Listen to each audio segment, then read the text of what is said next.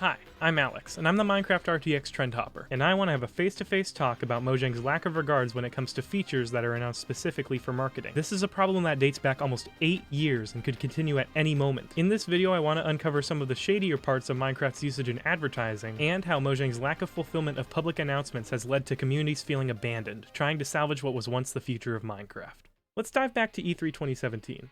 Along with the Better Together update being announced, boasting cross-platform multiplayer and large servers, a dark tunnel ride through a mountain reveals a version of Minecraft that the public had never seen before. Vast mountainscapes and glorious god rays, the Super Duper graphics pack was revealed, boasting 4K support, material texture mapping, further draw distances, and complex shaders. I mean, they even teased the sex update. It was revealed that Xbox's Project Scorpio, eventually renamed to the Xbox One X, was the beast that made it all possible due to 4K and HDR support as well as spec upgrades, making it the ultimate gaming thing. Gameplay was being revealed, fans were hyped, and fall finally came around, and then went. Nothing. Confused fans wondered where the graphics pack was. The DLC that got tons of budget and marketing was nowhere to be seen. I mean, come on, this thing got an entire musical trailer. It was revealed through Twitter that the pack had a tumultuous development cycle, and compatibility issues prevented it from being fully implemented. Later through Discord, it was revealed that the marketing team misled consumers, as they claimed the pack would be released in fall even though there were no plans to release it that early. Now deleted messages by Helen Angel alleged that the videos of the Super Duper graphics pack were altered or even faked by the marketing department, and the pack would have looked completely different. Although there were demos made for the pack, they were incomplete, and how can we trust that they were even running on an Xbox at all? If you want to see Legendary Potato's video going over this when it first happened, the link is below. So did Mojang ever break their radio silence regarding the pack? Well, over 2 years passed before Mojang released a 3-paragraph article to let fans know that the pack was officially dead. Their excuse was that the pack was too technically demanding to be implemented. Thanks for your patience, and sorry for not following through on our plans. Sorry for not following through on one of the advertised reasons why you bought our gaming box. Thanks for the money, losers! Anybody who hadn't already forgotten about the DLC were pretty damn upset. And to this day, people are still remembering the advertisements only to look it up and see that it was cancelled. The worst slap in the face by far, however, is that the Better Together update ended up becoming Minecraft Bedrock. We'll get to you! Also, the first voice that you hear in the gameplay reveal. We're going to be showing you a few of the new features that Scorpio's power has allowed us to build into the game. That is Cameron Egbert, the head of graphics at the time. And fun fact, he worked on Minecraft for the HoloLens. Create world.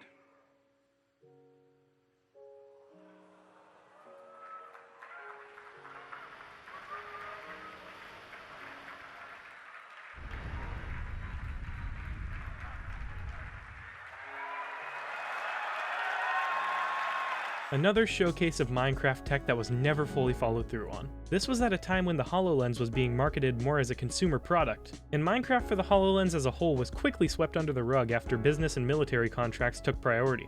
You may be sensing a pattern here. Just 7 days after the formal cancellation of the Super Duper graphics pack on August 19th, 2019, a partnership between Minecraft and Nvidia gets announced, which combines Minecraft with the power of ray tracing.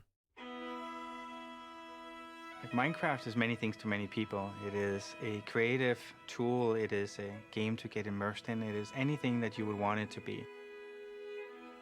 Ray tracing is one of the key innovations that we think is next for Minecraft. In normal Minecraft, a block of gold just appears yellow. But with ray tracing turned on, you really get to see the specular highlight, you get to see the reflection, you can even see a mob reflected in it.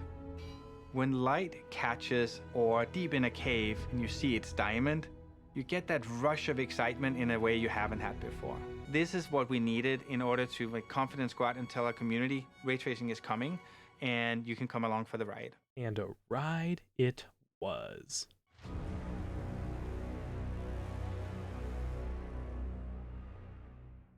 It was compared to shaders on Minecraft Java, but on the technical side, it was leagues better. Because Java cannot utilize the GPU properly, the ray tracing look has been commonly recreated using traditional techniques, such as screen space reflections and, in rare cases, a bit of path tracing. Even though we are just now starting to see real ray tracing shaders pop up, they still can't use the RTX cores present in GPUs, making them much less efficient. This is why Bedrock RTX was so impressive. But alas, an instantly controversial change happened as soon as RTX was announced: Render Dragon. For the longest time, Minecraft Bedrock had better performance than Minecraft on Java, but with the addition of ray tracing, Mojang had to completely overhaul the rendering engine. This ended up killing performance on a lot of systems. Another issue was the fact that not many players could access the RTX maps, as when you develop something highly computationally demanding for a player base of, baby-off phone users, it would most likely only have a small percentage of people actually subscribe. Small percentage of people actually able to use the tech. You would expect Mojang to know that, right? Anyways, the main reason why the NVIDIA partnership happened was to sell graphics cards and RTX-ready PCs. This is especially prevalent in the dozens of sponsored videos where NVIDIA, MSI, and other tech brands would pay YouTubers to create dedicated videos talking about Minecraft RTX. YouTubers who are at the top of the Minecraft space, like Grian, Mumbo Jumbo, Iscal85, Ant Venom, Simply Zark, Captain Sparkles, Linus Tech Tips even made a video about it. I don't think it was sponsored though. But still, how much budget was behind this? Anyways, Minecraft RTX soon left beta, and it got added to Xbox with consistent support and updates from the team at Mojang who are dedicated to making good decisions for the community. Did I fool you? Bugs started appearing, textures wouldn't load, they appeared slowly at first, but eventually got to the point where you couldn't boot up the game without something else breaking. Constant crashing, texture glitchiness, rendering issues. Are you trying to use spectator mode? Black screens, blue screens, somehow the clouds break the water! And what did Mojang do in this time? Man. They really love wasting advertising budget. Although RTX got a few patches here and there, it's difficult to play now because it hasn't gotten a real update since release. The community built on believing RTX was a permanent feature are losing hope, as Mojang themselves begin to act as if RTX isn't a supported feature but more of a community tool or mod, which would be great if the community could actually mod it. Minecraft RTX at its prime was the way forward, and it feels like Mojang is dropping it for little reason other than the official feature that has a built-in button on most platforms advertising RTX-capable hardware isn't worth the upkeep that other features require, and it shows.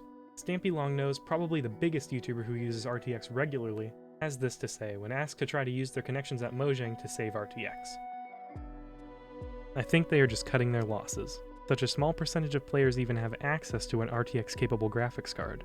It isn't worth the development costs for them. Maybe when consoles can fully support ray tracing, they will start supporting it fully.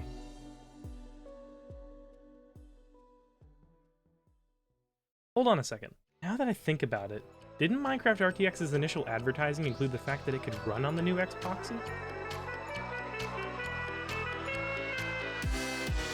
Wait a minute! Why does Mojang push a feature with so much marketing budget behind it to indirectly advertise a product just to drop it at the slightest bit of irrelevancy? It happened with the HoloLens, it happened with the Super Duper graphics pack, and now it's happening with RTX. I mean, to give Minecraft RTX credit, it released on computer. Still, that feels very scummy, especially for the corporate-friendly company that develops the most popular and influential game in the world. If you develop a feature that pushes the next generation of hardware in a game like that, people can be influenced easier into buying that hardware. People invest more into those industries. And for Mojang to push features that influence people into buying Microsoft's new gizmo just to drop those features like they're hot, it seems very unlike Mojang, but it's a trend you can see throughout the years, and there's probably examples of it I haven't mentioned. Even if we give Mojang the benefit of the doubt and say that Minecraft for the HoloLens was nothing more than a simple tech demo, and maybe this is real trustworthy footage shown in the Super Duper pack advertisements, and maybe Mojang can't allocate enough work to handle Minecraft RTX's development. People still bought or showed interest in these products, expecting the features to be released and maintained, and they weren't. This at the very least shows Mojang's lack of transparency with the intent of updates and features shown publicly. The most known example of this is the Birch Forest update concept art shown at Minecraft Live. Mojang responded to the questions of where the Birch Forest update is by saying, "However, concept art is not a commitment."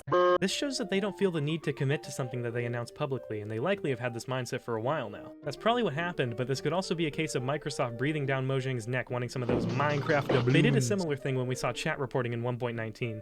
So, how can this be fixed? Well, first of all, Update RTX is dying in the window out there. It's like my main source of content, man. But seriously, if you go through the trouble of publicly showing an update or feature or whatever, make it clear what your motivations behind showing it are, and what you're gonna do with it. Make it clear that this is concept art, and this is a feature. And maybe instead of dumping all of your information out at once, slowly build up the hype so you don't accidentally give out too much information before the devs are done cooking it. And maybe even keep some small changes secret for a while, so people think they got more than expected with an update. That would be a bit difficult though, because of the technical community. After the feature is fully implemented in test builds, then get community feedback and tweak things based on what they say. And then commit to updating and fixing the features that you actually add. It may not drive up as much hype, or get you trending on Twitter, or influence the sales of a separate subsidiary of your parent company's next technology venture, but it will gain back the trust of your community.